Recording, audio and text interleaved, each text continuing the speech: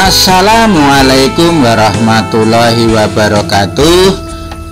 Berjumpa kembali di channel Guru Ndeso dengan Pak Guru Giarno di pembelajaran Bahasa Indonesia fase D kelas 7 semester 1 dengan materi menyajikan teks deskripsi. Capaian pembelajaran: peserta didik mampu menulis gagasan, pikiran, pandangan, arahan, atau pesan tertulis untuk berbagi tujuan secara logis, kritis, dan kreatif. Peserta didik menyampaikan tulisan berdasarkan fakta, pengalaman, dan imajinasi secara indah dan menarik dalam bentuk prosa dan puisi dengan penggunaan kosakata secara kreatif.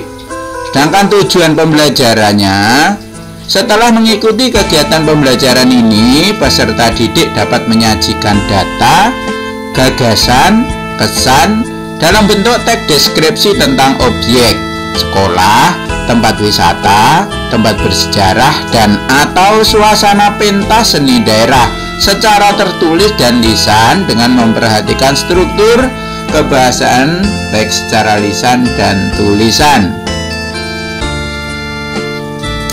Langkah-langkah menyusun teks deskripsi. 1. Menentukan tema atau topik yang nantinya akan dijadikan objek.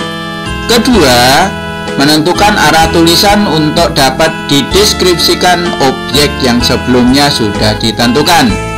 3. Mengumpulkan data-data dan melakukan pengamatan langsung tentang objek yang akan dideskripsikan. 4. Setelah semua data yang dibutuhkan sudah dikumpulkan, dapat melanjutkan untuk menyusun data tersebut menjadi sebuah kerangka penulisan.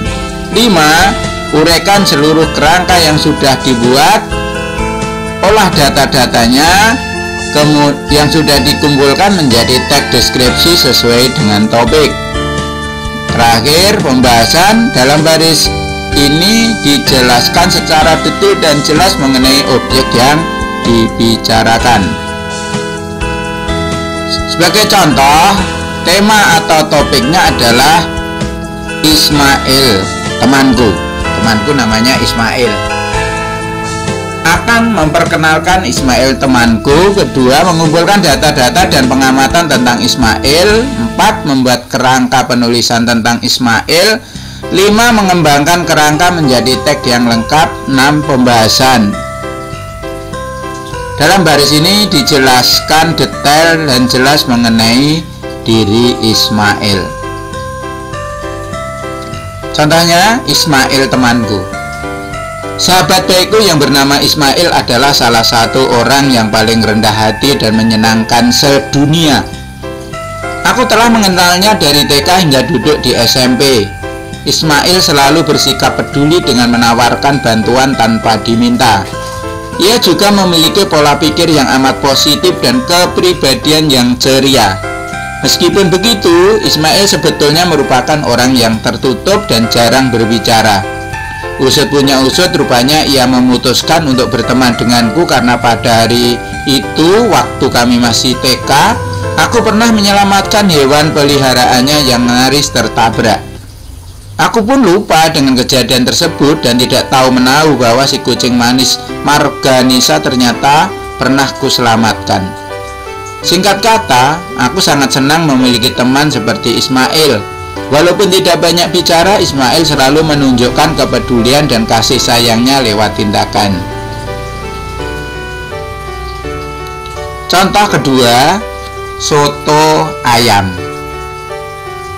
Soto ayam adalah makanan favorit sedunia. Aku sudah pernah menyantap berbagai makanan negara lain. Makanan Asia, makanan Eropa, dan makanan Amerika sudah pernah kucoba di luar negeri.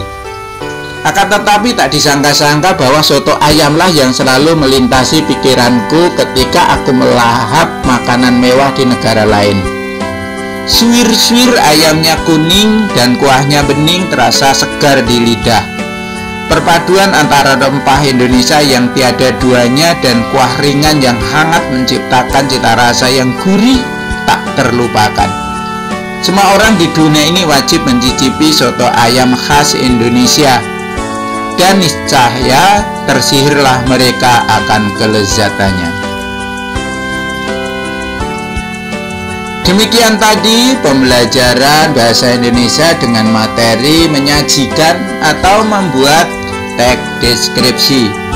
Mudah-mudahan anak-anak semua mampu memahaminya serta mampu untuk membuat teks deskripsi. Akhirul kalam, wabillahi taufiq wal hidayah. Assalamualaikum warahmatullahi wabarakatuh.